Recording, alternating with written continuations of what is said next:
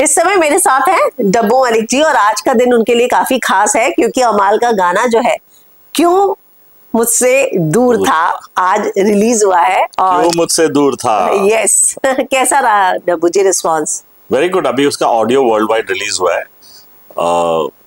एक उसका ड्रीम था कि उसे ये नहीं पता था कि how long this Bigg Boss is going to take. तो जब हम पहले 2 महीने पहले जब प्लान कर रहे थे रिलीज करने का तो बहुत सारे फैक्टर्स थे और suddenly he was in Bigg Boss. But November December Jan के अंदर उसको चाहिए था ये गाना पॉपुलर हो, सबके लोगों तक पहुंचे। अब वीडियो शूट भी नहीं कर सकते थे तो अभी फैंस जितने भी हैं सबको रिक्वेस्ट कर रहे हैं कि आप लोग बनाइए और डालिए। सो ऑडियो सारी वर्ल्ड वाइड रिलीज हो गया and it is a tremendous mind blowing response to the song. इस बात में तो कोई दो राय नहीं है, जो उसका टैलेंट है प्रोफेशनली अनमैचेबल है। मतलब जो भी घर के अंदर गेस्ट आता है इंडस्ट्री से वो उसके टैलेंट की तारीफ करके जाता ही जाता है। और सलमान तो मतलब ऐसा लगता है कि उसके काम के एकदम डाई हार्ड फैन है जी। Yes, he has that love and I think respect for his work, the kind of work he's doing, but definitely he's not very sure about what's happening in Big Boss. और उसको लेके उन्होंने आपको टोक भी दिया था, right? मेरा answer था ना कि I am proud of the kind of work that he has done as a musician, which you are and everybody is. And not necessarily what's happening in Big Boss. तो जो situation big boss के घर के अंदर है, आपको लगता है कि अमाल उन सिचुएशंस की वजह से ऐसे रिएक्ट कर रहा है? नहीं, मुझे लगता है कि what happens is कि in an atmosphere like Big Boss और वो एक ऐसा कैप्सूल है जहाँ पर आप धीरे धीरे धीरे धीरे हर कैरेक्टर्स के साथ इन्वॉल्व होते एक पॉइंट पे आ जाते हैं जहाँ पर आपका किसी भी चीज के ऊपर कंट्रोल नहीं होता। You just become that person which big boss की एक मतलब पूरी डीएनए है कि आप देखो ना हिस्टोरिक में भी देखो कैसे कैसे कैरेक्टर्स निकल के आए और किस तरह से बिहेवियर हो। तो आई थिंक कुछ इम्पैक्ट तो होता है डेफिनेटली। पहले 3 हफ्ते तो 2 हफ्ते तो सो गया था वो बेचारा, जब उसको समझ ही नहीं आ रहा है क्या हो रहा है यहाँ पे। He was finding himself and I think और सबसे इम्पोर्टेंट बात ये जो नज़रअंदाज कर रहे हैं लोग ये है कि देखिए बिग बॉस की एक बहुत बड़ी एडवांटेज है कि बच्चे लोगों ने खाना बनाया वहाँ पे। अमल ने 2-2 ढाई घंटे मैंने कंटिन्यूसली देखा है कि वो फ्लोर क्लीन कर रहा था, वो सारे सामान क्लीन कर रहा था। As a father I was shocked because उसने ज़िंदगी में कभी ऐसी चीज़ें नहीं की। उसने बर्तन इतने सारे साफ़ किए हैं, वो सारी चीज़ें एक आदमी मतलब आज की जनरेशन के अंदर तो सारे लोग इतने सारे सर्वेंट्स हैं और सब काम कर रहे हैं, कभी होता नहीं। लेकिन उसका जो इंटेंशन था वो देख के मैं हैरान हुआ कि वो बहुत ही सिंसियरिटी के साथ और अच्छे से वो चीज़ें सिखा रहे। जो as a father I was shocked and I think Bigg Boss ने काफ़ी लेसन्स काफ़ी लोगों को सिखाया और ये एक बहुत बड़ा लर्निंग कर्व है। Emotional control, language control, aggression control, mastermind, sorry, how to manage your emotions, ये बहुत सारे फैक्टर्स हैं बिग बॉस के। इतना आसान गेम है नहीं टू मैनेवर। या आपके एक ट्वीट ने खलबली मचा दी थी जब आपने लिखा कि अब बस हो गया, अब मिलते हैं म्यूजिक रिलीज के लिए। तो लोगों को लगा कि अब अमाल जो है वो घर के बाहर आ रहे हैं या सीक्रेट रूम में जा रहे हैं और इतना तगड़ा स्पेकुलेशंस और र्यूमर्स थे। मतलब तो बेसिकली क्या है कि मैं सबसे जनता से भी कहना चाहता हूँ, सब लोगों से कहना चाहता हूँ कि भैया अगर इतना अगर हेट्रेड है और इतना डिसलाइक है और इतनी सारी चीज़ें हैं तो आई थिंक क्यों रोक के रखा है। और अगर रोक के रखा है तो कोई तो बात है जिस बात की वजह से बात बन रही है, ठीक है। कोई तो बात है उसके उस टोटल कैरेक्टर के अंदर जिसकी वजह से बहुत सारे लोग मुझे अपने अपने लेसन्स दे रहे हैं कि आपको परवरिश अच्छी करनी चाहिए थी, उसको सिखाना चाहिए था बिग बॉस में बेचने। भाई बिग बॉस में अपने बेटे को मैंने वहाँ भेजा है और वो वहाँ पर आया है, तो वहाँ जाने के बाद आदमी साधु तो नहीं बन सकता। उसकी प्रतिक्रिया जो है, उसका जो खेल है, उस खेल के अंदर बहुत सारे टेंशन्स हैं, बहुत सारी चीज़ें होती हैं। और मुझे पता है कि आपके कमेंट्स के अंदर अभी बहुत सारे अच्छे कमेंट्स आएंगे मेरे लिए, मैं जानता हूँ। लेकिन बहरहाल ये खेल है। अब मैं भी इम्यून हो गया हूँ, जैसा आपने मुझे फ़ोन करके कहा था कि आपको इसको खेल की तरह देखना चाहिए, इतना ज़्यादा सीरियस। क्योंकि जब मैं आया था वीकेंड के वार पे मैं बहुत इमोशनल हो गया था कि मुझे हमारी फैमिली को और हम लोगों को ये किसी के अगेंस्ट या किसी लेडी के अगेंस्ट बोलना या किसी तरह की, ये हमारे लिए सरप्राइज था और हम चाहते नहीं थे कि इस तरह का एक्सपोजर हो। तो we have been not somebody who would like that thing to happen, but बहरहाल खेल के अंदर सारी चीजें हो रही हैं। तो अगर एक तरफ बॉयज हैं तो दूसरी तरफ गर्ल्स हैं, तो गर्ल्स से भी कुछ हो रही है मिस्टेक्स, बॉयज से भी मिस्टेक्स हो रही है, और ये खेल चल रहा है बिकॉज इसी से खेल इंटरेस्टिंग होता है और एंटरटेनमेंट होती है। और आप गए भी तो आपने सिर्फ अमाल को रेफर करके बातें बताई जी। आप किसी और कंटेस्टेंट के बारे में बोले मैं एक कमाल की चीज बोलना चाहता हूँ आपको कि जिससे कि जितने सारे बच्चे हैं, जितने लोग खेल रहे थे, खेल रहे हैं, from my point of view I am totally looking at them from their parents eyes. मैं कभी उस चीज को उस नजर से ये नहीं देख रहा हूँ कि ये मेरे बच्चों के कॉम्पिटिटर्स हैं, बिल्कुल नहीं। मुझे सारे परफॉर्मर्स जो हैं, सारे कंटेस्टेंट्स हैं, मैं उन सब को भी उनके पेरेंट्स की नज़र के बारे में सोच रहा हूँ, तो वो तो अपने बच्चे को उसी नज़र से देख रहे हैं। हाँ। चाहे वो अशनूर हो या बजाज हो या बशीर हो या नेहल थी या जितने भी लोग पार्टिसिपेंट हैं, तानिया मित्तल है, सारे लोगों के जो पेरेंट्स हैं, फैमिलीज जो लाइक करते हैं, वो तो उनको पॉजिटिव नज़र से ही देख रहे हैं ना। वो बोल रहे हैं अरे ये गलत कर रहा है, वो गलत कर रहा है, और मैं भी उनकी पेरेंट्स की नज़र से सबको देख रहा हूँ। तो मेरे को तो किसी से मुझे किसी ने सवाल किया कि आप किससे सावधान रखना चाहते हैं। अरे भाई, मैं कोई सावधान रखने के लिए थोड़ी बोलूंगा किसी को। वो सारे बच्चे हैं, सब अपने अपने पॉइंट ऑफ व्यू से मैनिपुलेशन, खेल, पॉलिटिक्स, सारी चीज़ें हो रही हैं। तो मतलब जैसे आपके बच्चे से गलती हो रही है वैसे दूसरे बच्चों से भी हो रही है। तो अगर आप हाँ, मतलब मेरा इतना ये था कि मैं बहुत ज्यादा इमोशनल हो गया था और मैंने बहुत ज्यादा अपने बच्चे को उस जगह आके, मतलब उस पे भी लोगों ने ये कहा कि भैया बाप को बुला लिया है वाइट वॉश करने के लिए इमेज। तो कहीं ना कहीं तो मतलब कि कोई रुकेगा तो नहीं है, बोलेंगे ही। मैंने अपने चैनल्स के ऊपर और अपनी सारी जगहों पे मैंने कमेंट्स इसलिए बंद कर दिए हैं क्योंकि मैं at this stage of my life I do not want to face this kind of language and this kind of things that are happening on comments and all that. So मुझे उन चीज़ों से दूर रहना। लेकिन अभी आपका ये जब रिलीज होगा तो उसके अंदर पहले 10 कमेंट आएंगे बड़े डेंजरस, आप एंजॉय करना उसको। बिल्कुल, मैं भी कमेंट्स नहीं पढ़ती हूँ। आपका पॉइंट ऑफ व्यू है और मुझे लगता है कि लोगों को हर किसी के पॉइंट ऑफ व्यू को रिस्पेक्ट करना सीखना होता है कि जैसे आपका है। जिनके 0 फॉलोअर्स हैं, जिनको कोई जानता नहीं है, वो 3 फॉलोअर के लोग हैं, वो बड़ी बड़ी बातें कर रहे हैं। जिनको कोई बोलता नहीं, वही तो सबसे ज्यादा चीजें बातें कर रहे हैं। उनका क्या लेना देना है मुझे ये नहीं पता था, लेकिन वो ही सबसे ज्यादा गलत बातें करते हैं और अंडर द बेल्ट मार रहे हैं। पहले तो उन सबको सीखना चाहिए, उन सबको अपने तौर तरीके दूसरों को एडवाइस करने से पहले या हमें एडवाइस करने से पहले तो वो देखिए कि किस तरह से लोग बातें कर रहे हैं और क्या क्या गालियां दे रहे हैं, कौन है ये लोग और क्या क्या बातें कर रहे हैं। भाई मतलब फैमिली तक चले जाते हैं, मुझे लगता है वो बात नहीं, और कितना मतलब क्या है लेवल। और मतलब मैं को तो रिपीट ही नहीं करना। God bless you all. आप लोगों की थिंकिंग है, आप लोगों की सोच, जो आप मेंशन कर रहे हैं, तो एक साथ सबको बोल देता हूँ, फैंटास्टिक। आप लगे रहिए इसी तरह से, बुरी बुरी बातें करते रहिए। ये मेरी तरफ से आपको एडवाइस है, बहुत सूट होता है। Good luck to you all. बहुत अच्छा लगता है मुझे। फैमिली वीक में जब फोटो भेजी गई थी अमाल की, वो किसने चूज की थी कि यही फोटो भेजते हैं? बिकॉज उसका इमोशनल कनेक्ट जो था हैंडसम हमारे डॉगी के साथ बहुत था, और वो उसके लास्ट मोमेंट्स में मिस कर गया था बिकॉज ऑफ एन इवेंट। जब नेक्स्ट डे तब आया 3, साढ़े 3, 4 बजे जब उसको मैसेज मिला, तो उसने फिर इमीडिएटली लेट नाइट फ्लाइट लेकर वो आया। एंड और 10 साल हमारी जिंदगी के हैंडसम ने हमारे साथ गुजारे, and he was one of the most brilliant members of our family. उसी का लक है, इन्हीं 10 सालों के अंदर मेरे बच्चों को जो भी सक्सेस मिली, हम पूरा का पूरा श्रेय हैंडसम को देना चाहते हैं। बिकॉज उसी का लक था, उसी का फैक्टर था, उसी की एनर्जीज थी, उसी की दुआएं थी।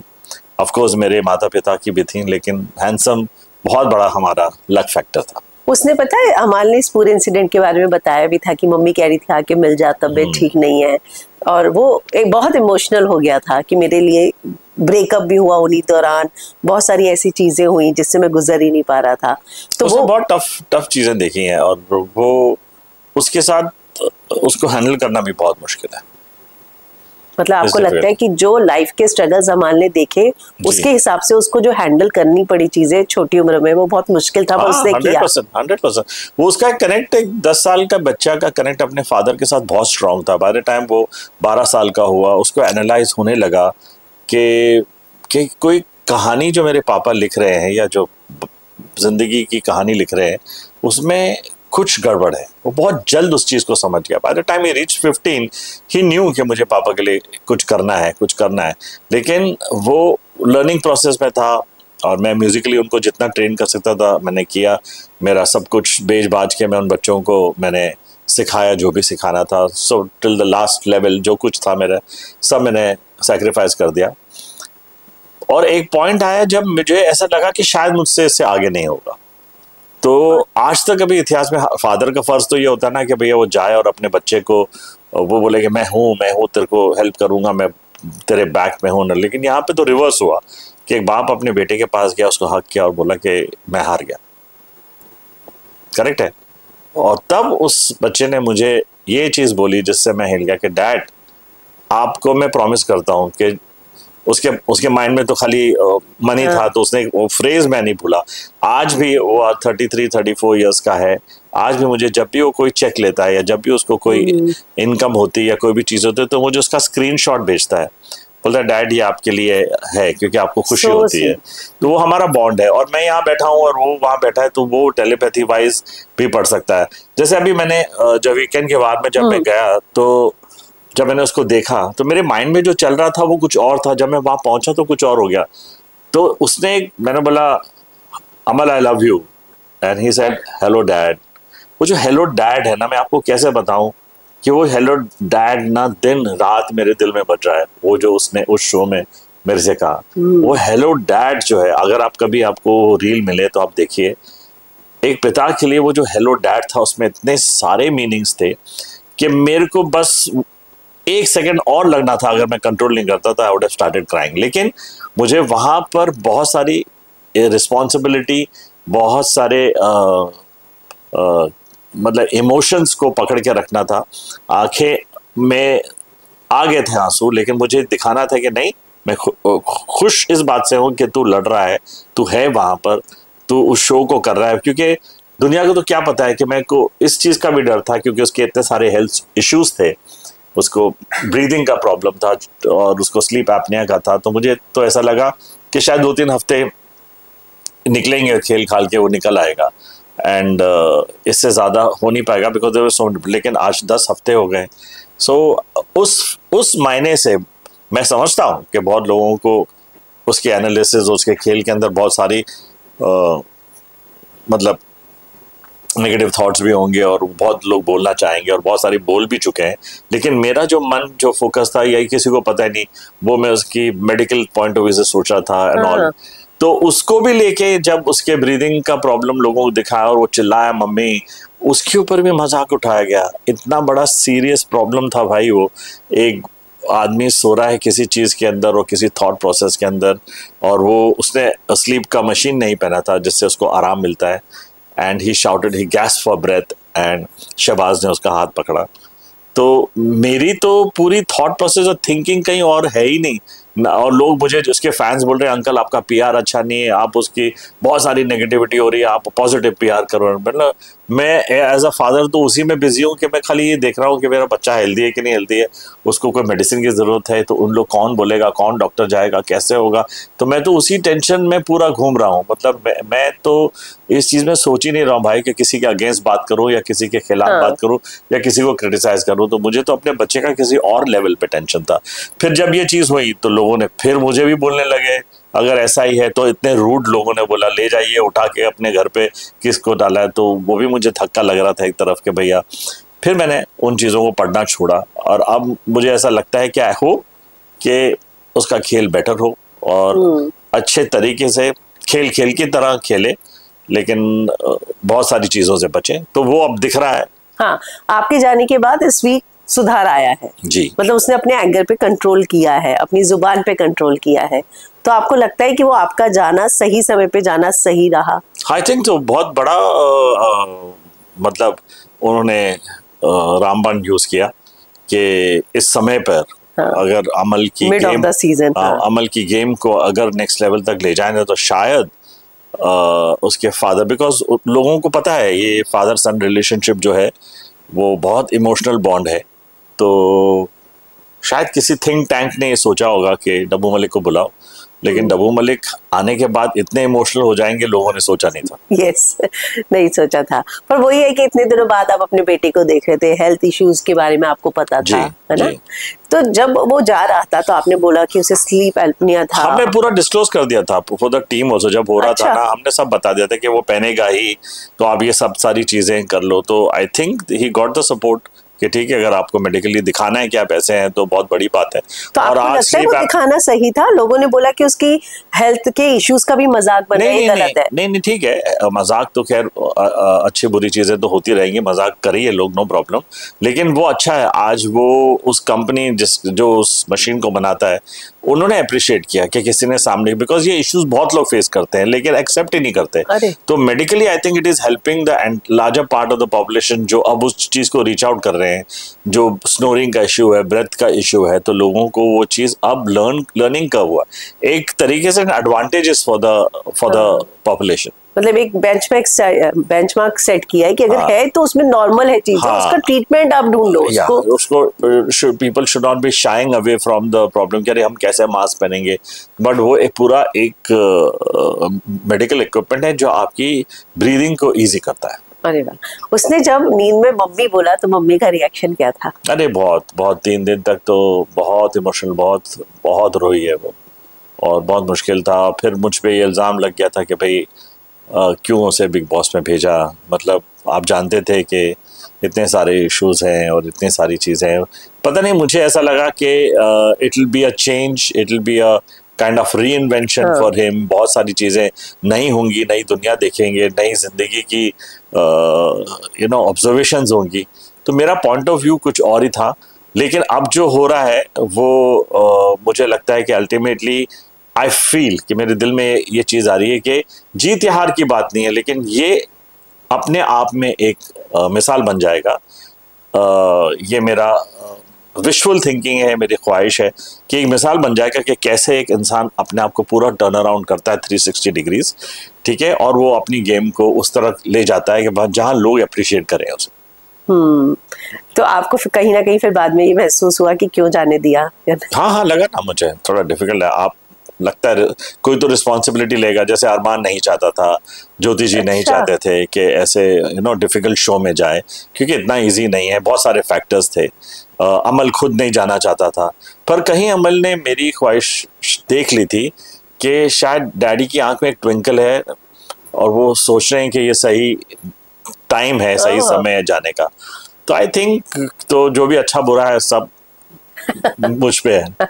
So sweet। और सलमान ने भी बोला था तुम आ गए, मुझे तो पता ही नहीं था कि तुम आ रहे हो, तो सबसे ज्यादा शॉक थे उसको देखकर। बिकॉज वो नहीं हो रहा था, लास्ट डे तक भी नहीं हो रही थी चीजें। It was not that easy to convince him or convince us and the family and for me। तो कहीं ना कहीं कुछ चीजें मुझे ऐसी लग रही हैं, जैसे बीबी रेडियो है, उसके गाने हैं, उसकी कंपोजिशन है, वो कंपोजिशन उसने बिग बॉस में गाया भी, जो आज रिलीज हो रहा है, क्यों मुझसे दूर था, पूरे वर्ल्ड के अंदर। और जिस तरह से ऑडियो को अप्रिसिएशन मिल रहा है, म्यूजिशियंस के, क्रिएटर्स के मुझे फोन आ रहे हैं कि it is a heart touching song.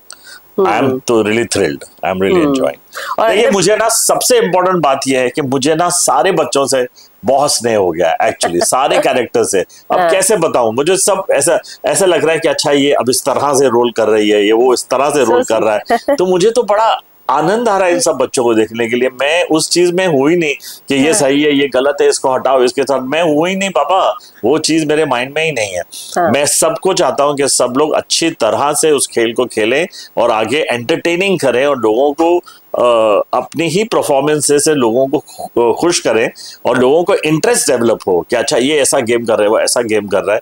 But I love you all and God bless you all. Tanya के साथ मैं स्पेशल बॉन्ड की बात करूंगी जी, वो कैसा लग रहा है? क्योंकि तान्या, लोगों की अपनी अपनी रील्स बन रही हैं, लोग बोल रहे हैं कि नहीं वो मैनिपुलेटिव है, वो प्लॉट कर रही है, वो प्लान कर रही है, उसका ये है वो है, पूरा नैरेटिव उसका अलग है पूरी दुनिया में।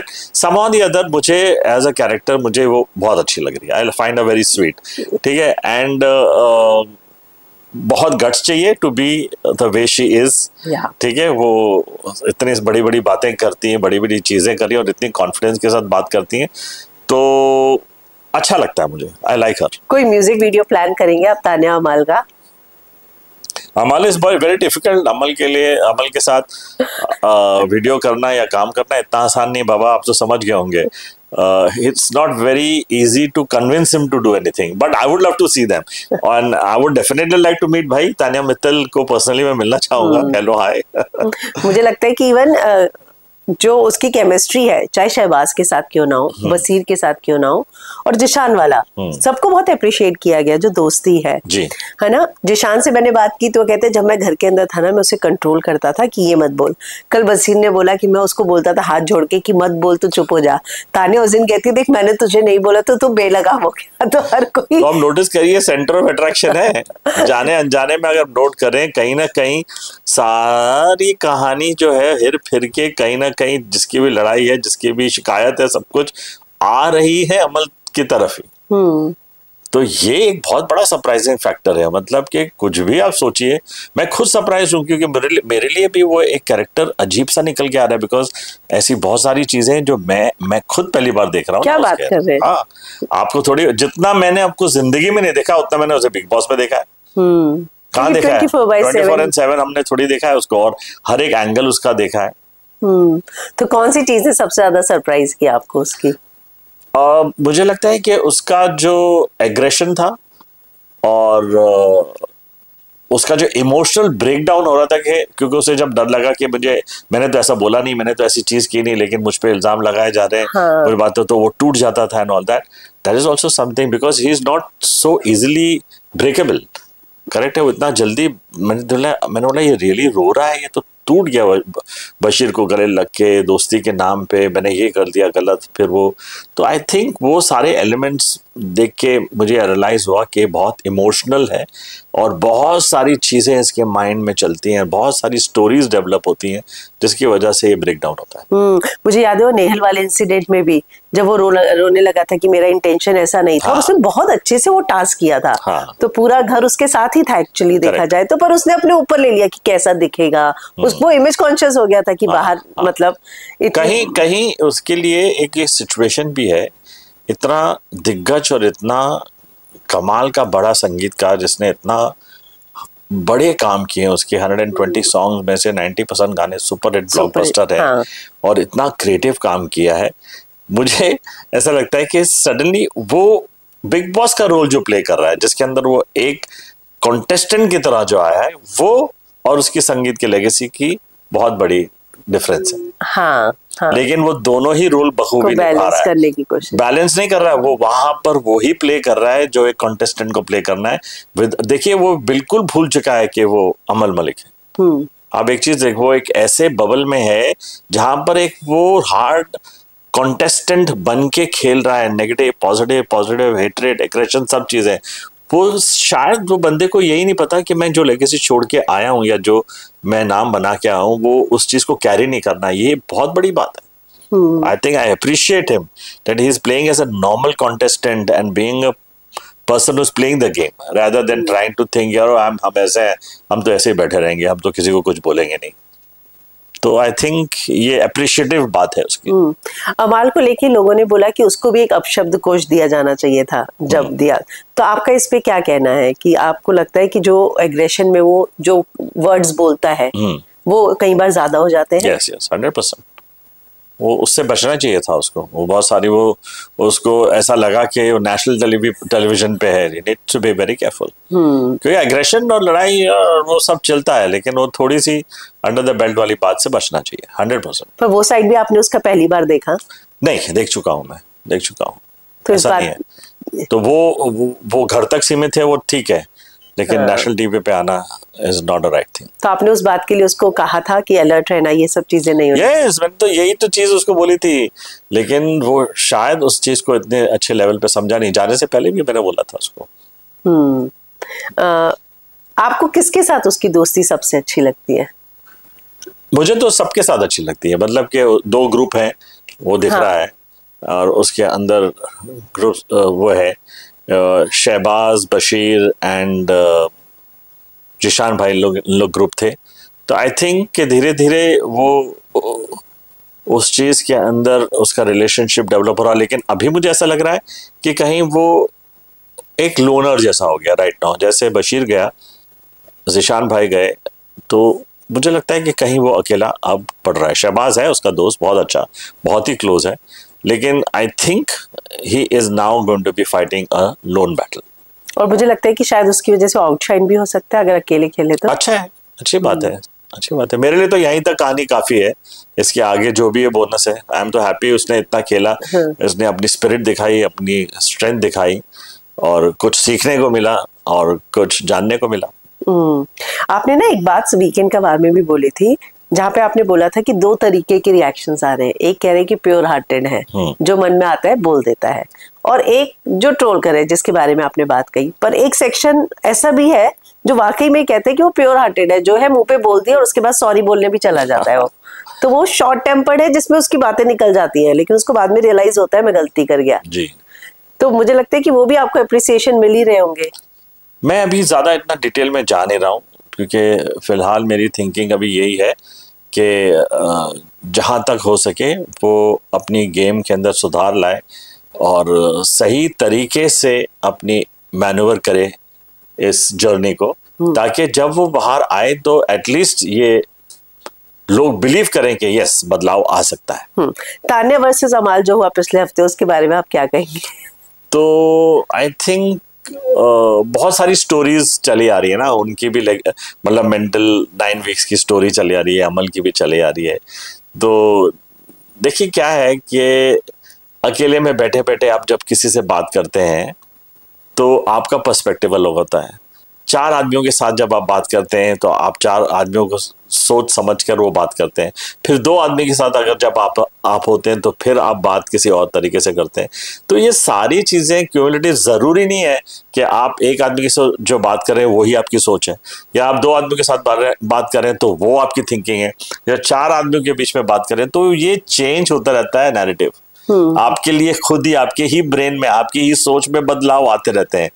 तो आप कभी एक पर्सन को बहुत पसंद करना शुरू कर देते हो, फिर एक देखते हो कि मुझे अभी ये पसंद ही नहीं कर रहा, तो फिर आप बोलते हो रुको भाई इससे दूर रहो, ठीक है, ये आदमी कैरेक्टर अलग है। फिर आप कभी किसी को पूरी तरह रिजेक्ट कर देते हो, रिजेक्ट करने के बाद आप सोचने लगते हो कि यार नहीं वो बंदा बेटर था, एक्चुअली ये बंदा गड़बड़ है। तो ये तो बिग बॉस की इन्फिनिटी परिभाषा है जिसको चेंज नहीं कर सकते। पर एक ही चीज उसने तान्या को बोली कि मेरे पापा जब आए थे और बोला था तब फरहाना हंस रही थी, तुझे उसके साथ दोस्ती नहीं करनी चाहिए थी। तो उसकी कहीं ना कहीं ये था कि मेरे पापा के सामने अगर कोई हंसे और रिस्पेक्ट नहीं की है तो मैं उसको दोस्त, वो उसकी वीकनेस है। हाँ। वो तो किसी का अपने पेरेंट नहीं, पापा उसके लिए, उसके घर के अंदर उसके पापा के बारे में, पापा के लिए, पापा की सोच के बारे में, पापा के कपड़ों के बारे में, पापा के हेयर स्टाइल के बारे में, पापा कुछ नहीं बोल सकते। वो पापा उसके लिए उसके फाइनल है। अच्छा, इतने अटैचमेंट, वो उसका प्यार अपरंपार है। ओके। क्या मेकर्स की तरफ से या कहीं आपकी तरफ से इस बात के लिए अप्रोच किया गया था कि हमें अमाल को मिड सीजन बाहर निकालना है? नहीं, ऐसा कुछ नहीं है, क्योंकि जो रूमर्स आए थे वो बहुत। नहीं, रूमर्स तो अभी चलते रहेंगे। देखिए कोई भी जो मजा मुझे इस चीज में ये आ रहा है कि आपको पता ही नहीं है कि अगले पल में किसका। हाँ। अब देखिए पूरी की पूरी गेम पलट गई, बजाज और अशनूर थे और अब तो पूरा का पूरा हाउस डोमिनेट हो गया। बिग बॉस ने पूरी गेम ही चेंज कर दी। तो यू कांट प्रिडिक्ट, बिकॉज वहां पे बहुत सारे एनालिसिस होते हैं। हाँ। जिशान ने बाहर आके अमाल को दोगला बोला, नेहल ने बोला कि मेरा भाई है लेकिन मुझे अब लगता है कि मुझे उसे घर के अंदर कॉल आउट करना चाहिए। अब देखिए स्टार्टिंग में किसी का नैरेटिव डिफरेंट होता है, जैसे शो से बाहर आते हैं 4 दिन के बाद उसका नैरेटिव चेंज हो जाता है, फिर 3 दिन के बाद फिर और कहानी बदल जाती है, फिर और ज्यादा देखते हैं, इन्फॉर्मेशन लिखते हैं। जैसे बशीर भी कह रहा है कि मैं बहुत सारी चीजें समझने की कोशिश करूंगा बिफोर पासिंग कमेंट, मुझे समझने दो, एनालाइज करने दो। हो सकता है ये सही है, हो सकता है ये गलत है, और धीरे धीरे धीरे चेंज होती है और बाद में तो अल्टीमेटली ये सारी चीजें सब भूल ही जाएंगे लोग। अमाल ने नीलम बचाओ आंदोलन घर के अंदर शुरू किया था। नीलम को वो मुझे लगता है कि मैं आइडेंटिफाई करता हूँ उसके इमोशन से।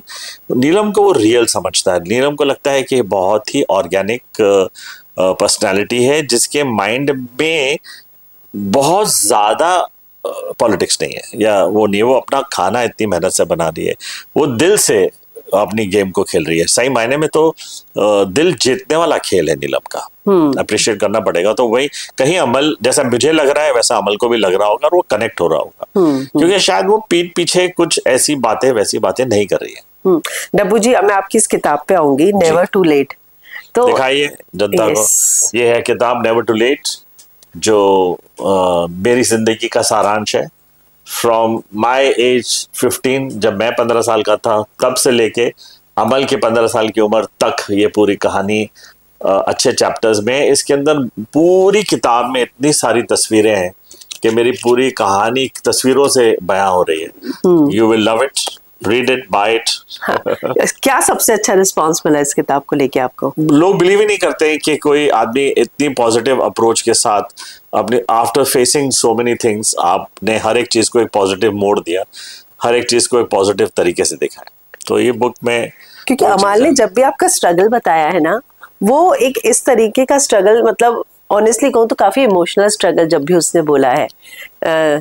तो आपको क्या लगता है कि क्या नेशनल टेलीविजन पर इस शो में जब आपके स्ट्रगल की बातें करता है तो आपको लगता है कि वो ओके है, आप कंफर्टेबल होते हैं, या आपको लगता है कि नहीं करनी चाहिए? मतलब कि वो जब इमोशनल चीजें बात करता है तो आई एम ओके, बट अगर वो किसी को टारगेट करता है, चाहे वो मेरे बड़े भाई अनु मलिक को हो या किसी और लोगों के बारे में, जो स्टोरी उसके मन में डेवलप होती है, उसको मैं इसलिए अप्रिशिएट नहीं करता because I do not believe in that.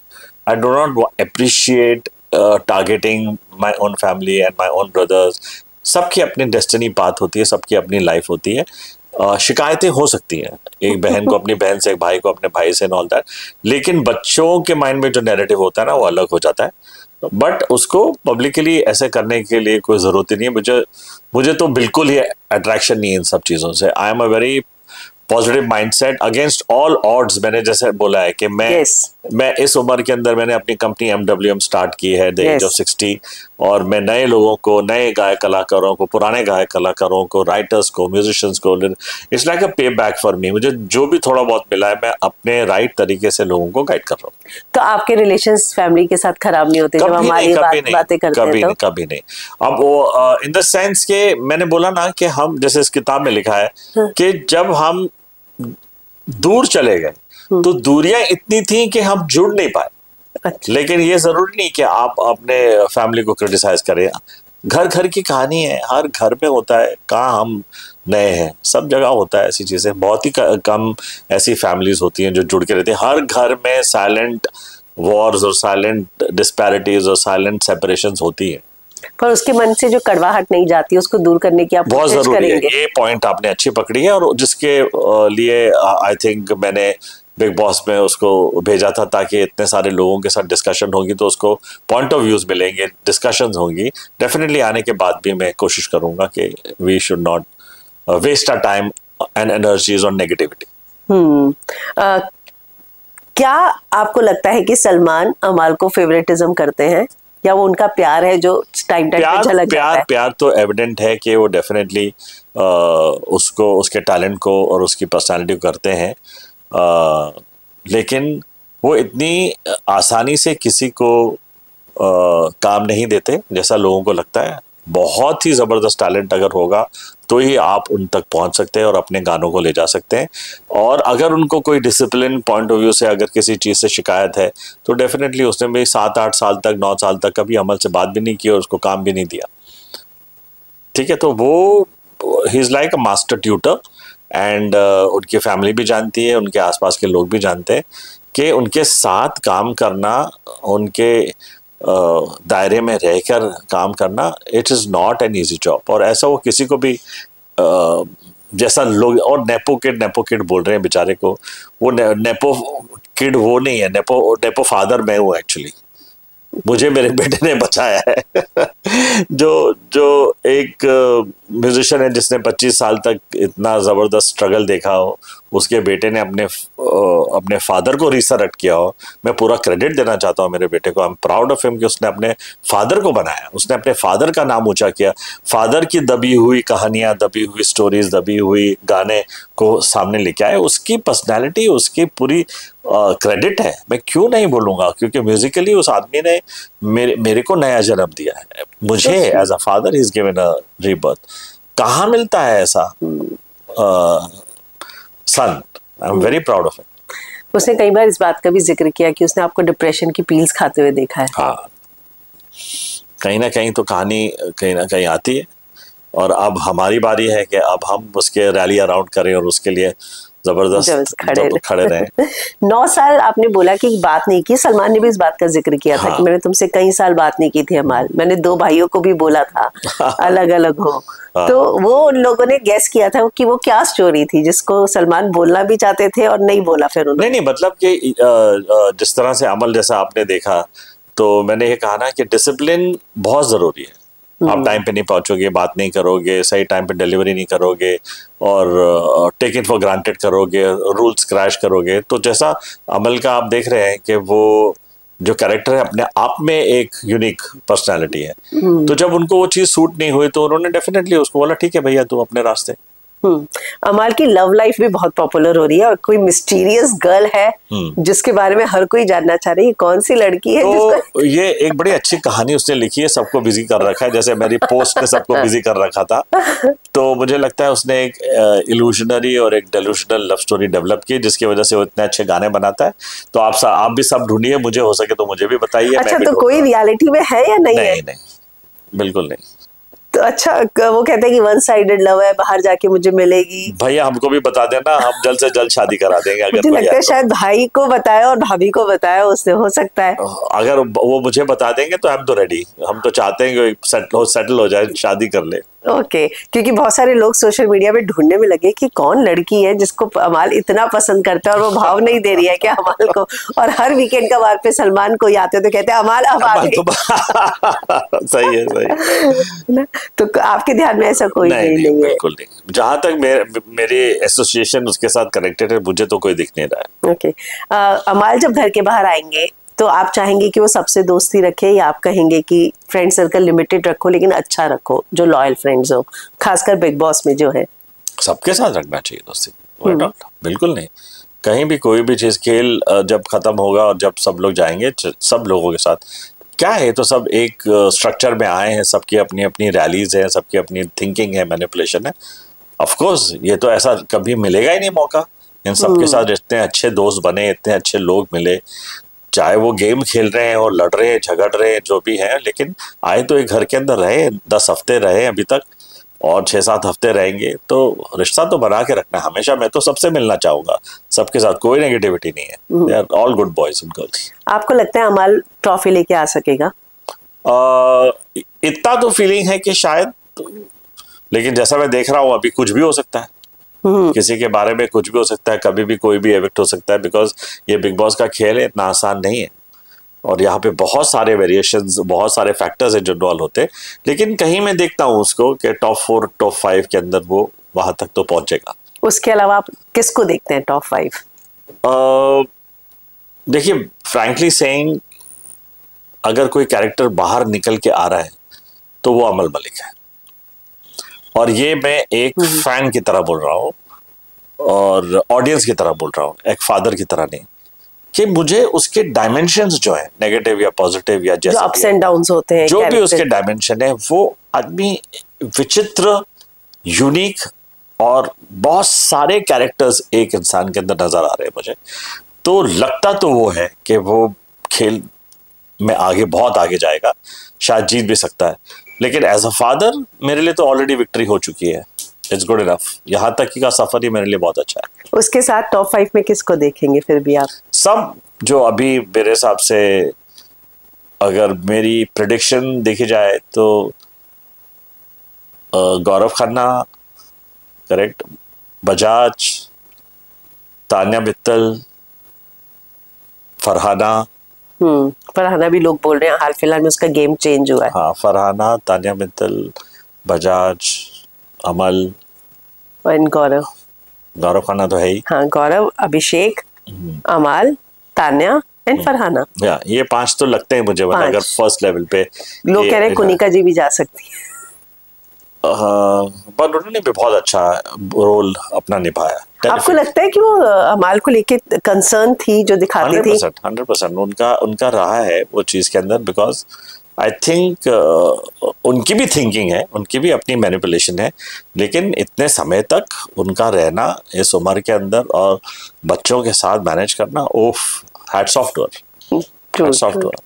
कभी आपको जाने का मौका मिला बिग बॉस के सीजन में तो आप जाएंगे? अभी ये देखने के बाद मैंने डेफिनेटली सोचा कि मैं नहीं कर पाऊंगा और ना ही मैं करना चाहूंगा, because it is not an easy thing. यहाँ पर जो खेल अंदर है वो खेलना एक लेवल है, लेकिन जो खेल बाहर होता है वो खेल से शायद मैं डर गया। It's not easy. फैमिली का रिएक्शन, आखिरी सवाल, मम्मी का, अरमान का, भाभी का, ब्रदर्स का, उनका रिएक्शन कैसा है? हमारा वो तो सब मुझे टारगेट कर ही रहे हैं कि आपको तो बोला था कि मुश्किल है, आपको बोला था कि पनघट की नगरिया जो है गड़बड़ है, आप सुन ही नहीं रहे थे, आप ही सबसे ज्यादा एक्साइटेड थे। तो अभी अगर अच्छा है तो मेरा क्रेडिट है, अगर बुरा है तो वो भी इल्जाम मुझ पे, आंसर आंखों पे। तो चलिए, थैंक यू, बहुत अच्छा बोला आपने। Thank you, thanks.